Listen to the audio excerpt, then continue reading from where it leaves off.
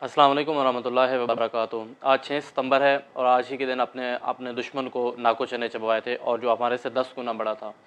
देखें, अफवाज पाकिस्तान जो है वो पाकिस्तान के दिफा की आखिरी लकीर है, इसमें कोई शक व शुबा नहीं। अफवाज पाकिस्तान है तो हम हैं। खुदा ना करे कि अगर ऐसा कोई सीन बनता है कि देखें जो दुश्मन होता है ना, वो आज देखें, आज कोई आप किसी की ज़मीन पे कब्ज़ा कर लेना, आप वो ज़मीन नहीं छोड़ते, ठीक है।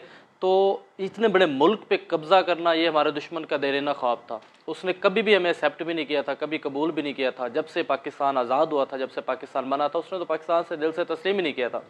उसकी हर मुमकिन कोशिश थी कि किसी तरह से मैं दोबारा अटैक करके, दोबारा कब्ज़ा करके जो है ना उसको फ़तह कर लूँ। लेकिन अल्हम्दुलिल्लाह कि हमारी जो दिलेर जवान थे, जिन्होंने तादाद में बहुत कम थे, वसाइल में बहुत थोड़े थे, उनके मुकाबले में यानी देखें वो एक जो जंग थी ना हमारे जो इस्लाम के दौर में जंगी होती थी कि इतनी ज़्यादा तादाद में मतलब काफिर होते थे और बहुत थोड़ी तादाद में मुसलमान होते थे। तो उस जंग की एक वाज़ह झलक इस जंग के अंदर हमें दिखाई दी। तो हम अपनी अफवाज पाकिस्तान के शुक्रगुज़ार हैं। उसमें जो शहदा थे हम उनको खराज तहसीन पेश करते हैं। डेफिनेटली वो जन्नती होते हैं और उसकी उनकी जो फैमिलीज़ हैं हम उनको खराज तहसीन पेश करते हैं। पाकिस्तानी अफवाज जो है वो एक्सीलेंस के एतबार से, हर एक एतबार से दुनिया की नंबर 1 अफवाज हैं। उनका जो मेयार है, उनकी जो ट्रेनिंग्स होती है, उनका जो सारा कुछ होता है।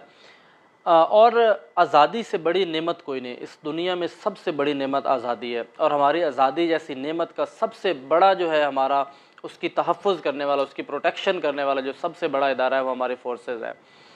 उसके अलावा अब जैसे आपको पता है कि हमारे कंट्रीज़ के अंदर मार्शल लॉ लगते रहे या जो भी रीज़न्स बनती रही हैं, तो अभी हम ये चाहते हैं। देखिए, एक आज़ादी होती है जो आपकी जो होती है नज़रियाती सरहदों की हिफाजत होती है, ठीक है। एक आज़ादी होती है जो जैसे अब वजारत ख़ारजा, वजारत दाखिल होती है, यानी एक मुल्क के अंदर एक आज़ादी होती है।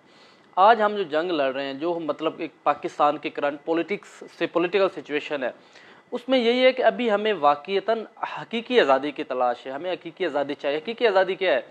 जैसे यूरोप में हकीकी आज़ादी ये है कि एक बंदा है वो चाहे वो मतलब एक मज़दूर है, गरीब इंसान है, और एक बंदा है चाहे वो किसी ब्यूरोक्रेसी के दफ्तर में बैठा है, कोई जागीरदार है, कोई बड़ा सरमायादार है, पीर है, सियासतदान है, जो भी है, इज़्ज़त नफ्स उसकी भी बराबर हो, इज़्ज़त नफ्स उसकी भी बराबर हो। एक बंदा है वो 5 करोड़ की गाड़ी में जा रहा है, एक बंदा है वो फुटपाथ पे पैदल जा रहा है या साइकिल पे जा रहा है। उनकी इज़्ज़त नफ्स पे कोई कंप्रोमाइज़ नहीं होना चाहिए। इंसाफ जो है वो अमीर के लिए और गरीब के लिए, दोनों के लिए बराबर होना चाहिए। ये नहीं है कि अमीर को इंसाफ अलग पैमाने से दिया जाए और गरीब को इंसाफ अलग पैमाने से दिया जाए।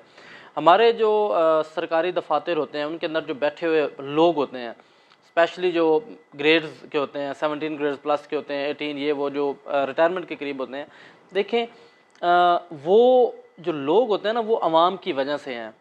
अवाम की वजह से उनको पावर, इख्तियारात और इज़्ज़त मिलती है। तो उनको चाहिए कि अब वो, हमारे ये बदकिस्मती है कि हमारे माशरे के अंदर लोगों की गर्दनों के अंदर सरिया है।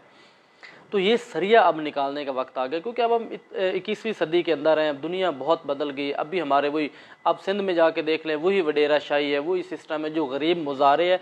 यानी अब हम ये चाहते हैं कि गरीब का बच्चा गरीब ना रहे, मुजारे का बेटा मुजारा ना रहे, राख का बेटा राख ना रहे, बल्कि वो भी तरक्की करें, वो भी पढ़े, उनको भी इक्वल अपॉर्चुनिटीज़ मिलें। बस ये इतना छोटा सा पैगाम है। हमारा पाकिस्तान सलामत रहे, हमारे फ़ौज पाकिस्तान सलामत रहें। ये हमारा सबसे बेहतर और सबसे बेहतरीन इदारा है, लेकिन ये सिर्फ़ इदारा है जैसे बाकी इदारे हैं। बस फ़र्क सिर्फ ये है कि ये इदारा अपनी एक्सीलेंस के इंतहा पे है, इनकी ट्रेनिंग, इनका सारा कुछ बहुत बेहतर है। तो अल्लाह पाक हम सब का हामी व नासिर हो, अल्लाह पाकिस्तान का हामी व नासिर हो।